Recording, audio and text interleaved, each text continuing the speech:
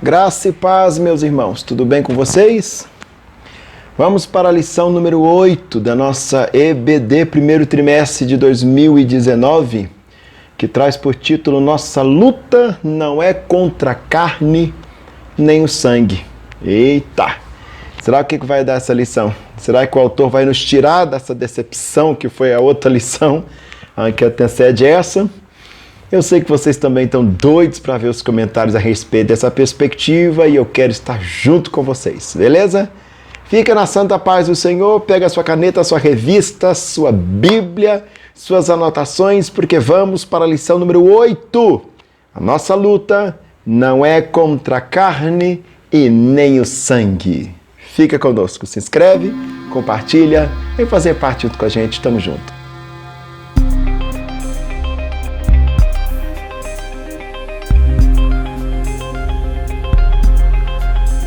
A lição número 8 traz por título: Porque nossa luta não é contra a carne e nem contra o sangue.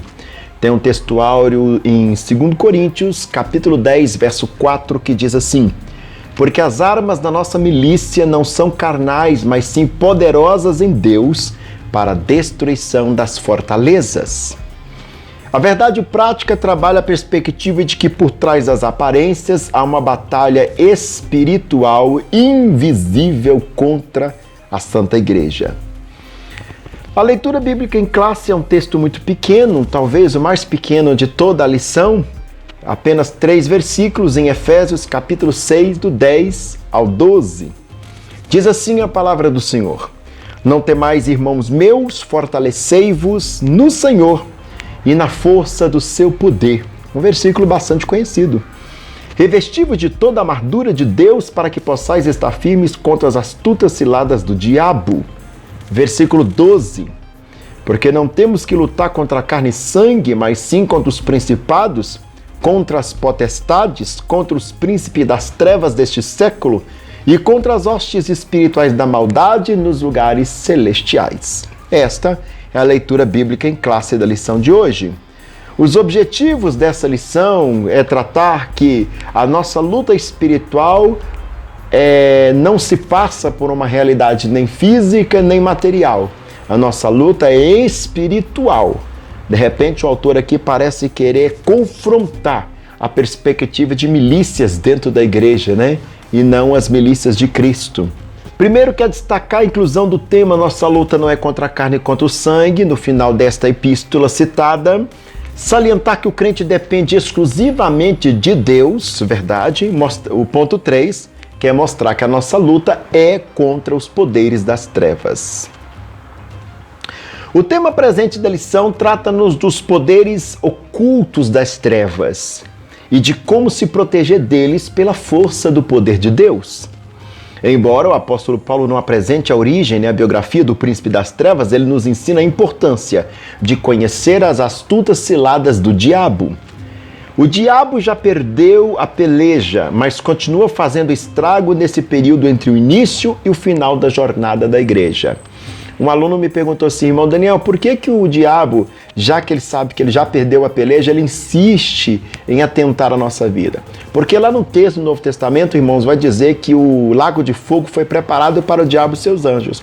Se Satanás rebelou contra o Criador, não deu certo, agora ele vai rebelar contra a criatura, que na cabeça dele está tentando atingir o Criador. E quanto mais criatura deste Criador que ele já tinha rebelado, ele conseguir levar com ele, melhor. Vê se você entende isso. Ele não aceita se dar por vencido ou ser derrotado sozinho. Ponto primeiro, a inclusão do tema no final da epístola. Os 3 primeiros iniciais capítulos de Efésios são teológicos e os outros 3 práticos. Uma perfeita combinação de doutrina cristã e dever cristão, de uma fé cristã e vida cristã. É interessante mesmo isso que é feito nessa epístola, porque ela parte do pressuposto do que é a doutrina e de como se vive essa doutrina. O como fazer e o modus operandi, ou seja, a receita e o modo de fazer a receita. Mas de repente o apóstolo Paulo nos surpreende com um no demais, encerrando a epístola com um assunto de vital importância: a luta contra o reino das trevas. No demais, que é o versículo 10 parte A, o apóstolo Paulo parece usar essa expressão para introduzir a conclusão. Isso não é nenhuma anomalia, visto que Paulo emprega uma estrutura em outro lugar. 2 Coríntios 13:11, 1 Tessalonicenses 4:1, 2 Tessalonicenses 3:1. Essa expressão aparece traduzida como quanto ao mais, na Nova Almeida Atualizada, e finalmente na tradução brasileira. Mas não devemos perder de vista o termo paulino, que significa literalmente desde agora. Gálatas 6:17. Que diferença isso faz? Muita. No caso do versículo 10, a ideia de que daqui para frente o conflito contra o reino das trevas será contínuo até o retorno de Cristo. Lembra que eu falei com vocês? Não adianta a gente entender que Satanás está derrotado. Ele está. Quando Cristo declara tetelestai, está consumado na cruz do Calvário, a cabeça da serpente foi esmagada conforme predito lá em Gênesis. Mas, contudo, portanto, todavia, ele quer levar o máximo de criatura deste Criador com ele para o lago de fogo que está preparado para o diabo e seus anjos. Deste modo, o tema atual e a luta da igreja continua contra as hostes infernais. E é verdade também, dentro da mentalidade da teologia paulina, se Cristo é o cabeça da igreja e a igreja é o corpo, logo, se Satanás é contra Cristo, ele é contra a igreja e vice-versa. Fortalecei-vos no Senhor e na força do seu poder, a parte B do verso 10. Jesus disse certa vez, sem mim nada podeis fazer. João 15:5. É verdade, sem a cabeça o corpo não faz nada. Paulo empregou a voz passiva para fortalecei-vos. Isto mostra que não se trata meramente de esforço humano, mas de complexa e completa dependência do Senhor Jesus. A expressão força do seu poder é um enérgico pleonasmo, figura de sintaxe pela qual se repete uma ideia com outras palavras para proporcionar elegância ou reforço à expressão, usado aqui para reforçar a magnitude do poder de Jesus. Este poder provém do Espírito Santo, Efésios 3:16. É a atuação da Trindade na vida da igreja. O emprego da figura da linguagem, as figuras são recursos linguísticos que merecem atenção especial pela sua beleza no papel da hermenêutica. Hermenêutica, para estudar a doutrina paulina, é caríssimo. A anáfora é uma figura de linguagem. A anáfora é uma figura de linguagem que consiste na repetição de uma mesma palavra no começo das frases suscetivas com o propósito de enfatizar a afirmação.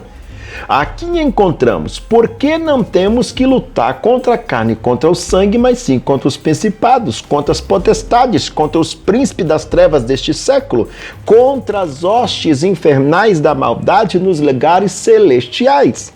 Versículo 12. Nesta anáfora, a preposição grega pros, ou seja, contra, é usada 5 vezes para reformar, ou reforçar, melhor dizendo, a ideia de que a esfera principal da atuação do príncipe das trevas não é apenas, como muitos pensam, a prostituição e o crime, mas principalmente no reino das religiões. Trata-se, pois, de uma batalha espiritual. Muita gente acha que Satanás está pelejando contra nós apenas com a droga, com a prostituição e outros quesitos mais que não valem a pena comentar para não gerar polêmica. Mas Satanás está pelejando contra nós muito mais ainda do que isso, inclusive colocando dissensão no nosso meio. Todas as vezes que há não unidade no seio da igreja, pode ter certeza que Satanás está operando no lugar. Tema complicado. Ponto 2. A dependência de Deus. O apóstolo emprega uma metáfora militar para explicitar o que subjaz no mundo espiritual, que não é possível perceber na superfície. É verdade, ninguém fica vendo demônio para tudo quanto é lado, voando dentro de casa, ou sei lá. Você está entendendo? É uma coisa que vai além do olhar humano. A presença de todas as mazelas da humanidade é real e indiscutível. Mas a fonte de toda essa maldade, Paulo esclarece nessa seção, não pode haver vitória sem ajuda divina. E é esse o apelo apostólico. Muito cuidado com essa afirmativa, para a gente não entender que toda desgraceira que está vindo no mundo é culpa do demônio. Não quero eu aqui fazer papel de advogado do diabo, né? Longe de mim esse tipo de coisa, mas a gente sabe que muitas das coisas também que está acontecendo no mundo, na realidade de hoje, nada mais é do que consequências daquilo que nós estamos fazendo de errado ou antiético. O problema que aconteceu em Brumadinho, aquilo ali não tem nada de espiritual, aquilo é irresponsabilidade, aquilo é um ato criminoso, aquilo ali é um ato de antiética, de não favor à vida e etc. e por aí vai. O que aconteceu com os meninos no CT do Botafogo também é um ato de irresponsabilidade, é um ato de total descaso com a vida humana, de total desmereço com a vida humana. Não precisamos aqui espiritualizar, mas foi Deus que está... Não tem nada de Deus ali, muito menos o diabo. Muito menos o diabo. Mas o diabo veio para matar, roubar e destruir? Sim, claro, é verdade. E eu concordo com você. Mas a questão que propendo aqui é que tem a ação demoníaca, sim, mas também tem ação humana na sua irresponsabilidade. Aliás, do jeito que o homem está agindo ultimamente, irmãos, Satanás está fazendo bem menos coisa do que se devia. A coisa está feia, até dentro da igreja, por que não? Né? Outro dia o irmão estava brincando comigo que Satanás não agia mais dentro da igreja, não. Na verdade, estava em pé, encostado na parede, com a boca desse tamanho lá no chão, abismado, vendo a carne operar no meio dos crentes. Eu rolei de rir, mas infelizmente era para mim ter chorado, né? Seria trágico se não fosse cômico. Somente pelo poder de Deus, nenhum ser humano tem condições de sozinho enfrentar os demônios e sair vitorioso. Isso é uma briga espiritual. Só quem tem autoridade contra os demônios é o próprio Jesus Cristo. Então para de falar esse negócio. Satanás é debaixo dos meus pés. Deixa de ser besta, vale a Bíblia. Satanás está debaixo dos pés de Jesus, porque só Jesus tem autoridade para deter a Satanás. Os demônios existem de fato, mas não passam de inconveniente diante do poder de Jesus, não da igreja. São entidades destituídas de poder na presença do Senhor Jesus, conforme Marcos 1, 23 ao 26 e capítulo 3, verso 11. No entanto, os humanos não podem desafiá-lo com as suas próprias forças, evidentemente. O revestimento da completa armadura de Deus, segundo o versículo 11, parte A. O verbo revestir é o mesmo que a Septuaginta. Para quem não sabe, Septuaginta é a versão do Antigo Testamento que é escrita em grego. Foi mais ou menos 70 homens, por isso é chamada de Septuaginta ou 70, onde se traduziu o Antigo Testamento do hebraico para o grego. Então isso é chamada de tradução dos 70 ou Septuaginta. A Bíblia Católica, por exemplo, ela é traduzida a partir desta Bíblia, a Septuaginta. Enquanto a João Ferreira de Almeida, que nós usamos nas igrejas reformadas e pentecostais, ela é traduzida pelo hebraico.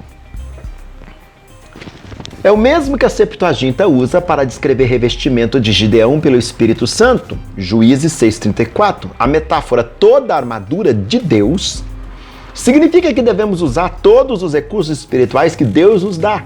A armadura completa indica armas de defesa e armas de ataque, uma figura bem conhecida da época, visto que os soldados romanos estavam por toda parte. Paulo faz isso o tempo todo, né? Ele usa de artifícios que estão ali na realidade do povo para ilustrar aquilo que ele quer dizer à igreja com uma tonalidade espiritual.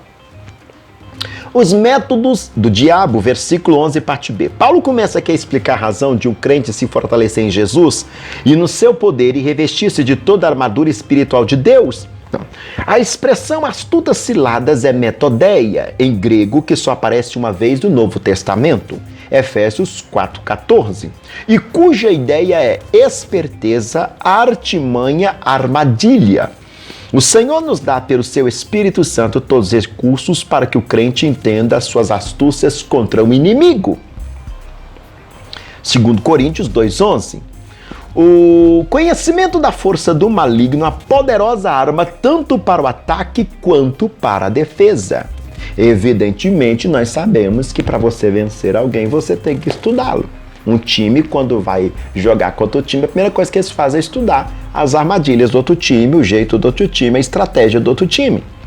E isso é fato, não tem como questionar esse tipo de coisa. Ponto terceiro. Eu não tô achando muita coisa nessa revista, não. Ela parou de me surpreender lá na lição 5. Mas vamos ver. Pelo menos aqui ele retoma, né, o assunto batalha espiritual e sai do aspecto existencial. Vamos ver o que acontece. Terceiro ponto, contra os poderes das trevas, carne e sangue. Né? O apóstolo começa apresentando a luta interna do cristão, porque não temos que lutar contra carne e sangue. Está muito repetitivo isso aqui, não está legal não. O termo carne tem significado na Bíblia, mas a combinação carne e sangue só aparece 3 vezes no Novo Testamento. Versículo 12 aqui do contexto, Mateus 16, 17, 1 Coríntios 15, 50. Parece indicar um significado físico. Neste caso, essa combinação diz respeito à pessoa, ser humano, que pode ser o outro ou nós mesmos em conflito interno. No sentido de a carne cobiça contra o espírito contra a carne, e estes se opõem-se um ao outro para que não façais o que quereis. Gálatas capítulo 5, verso 17. Bom, ele não falou nada com nada, fez apenas repetição das coisas. Vamos ver que aqui os professores vão arrumar isso em sala de aula. Principados e potestades, meu Deus do céu, espero que tenha alguma coisa aqui. Os dois termos aqui, contra os principados, contra as potestades, versículo 12, parte B, aparecem juntos pelo menos 10 vezes no Novo Testamento. Mas, gente, para que significa isso, né? Esse termo aparece 2 vezes, esse termo aparece 10 vezes, tá, beleza, mas o que significa esse raio desse termo? Eu tenho uma falta de paciência nisso. Quando a gente está estudando exegese bíblica lá, interessante, sim, você contar quantas vezes tudo. Mas aqui na revista de escola dominical, que é uma coisa tão enxugada, tão mais objetiva, o cara fica botando, aparece 10 vezes, aparece 20 vezes, aparece... que raio. Eu peco na hora com uma coisa dessa, porque é muita perca de tempo ou então encheção de linguiça mesmo. Os principados archai, em grego, cuja ideia é primazia no poder, e as potestades exousiai, denota liberdade para agir. O apóstolo Paulo emprega o termo tanto para anjos, Romanos 8,38, Colossenses 1,16, como para demônios, 1 Coríntios 15, 24, Colossenses 2,15. Investidos de poder. Deste modo, a expressão refere-se a governos ou autoridade tanto na esfera terrestre como na espiritual. Os demônios dominadores deste mundo tenebroso, versículo 12b. A atualizada Revista e Corrigida emprega os príncipes das trevas deste século, e a tradução brasileira cita governadores do mundo nessas trevas.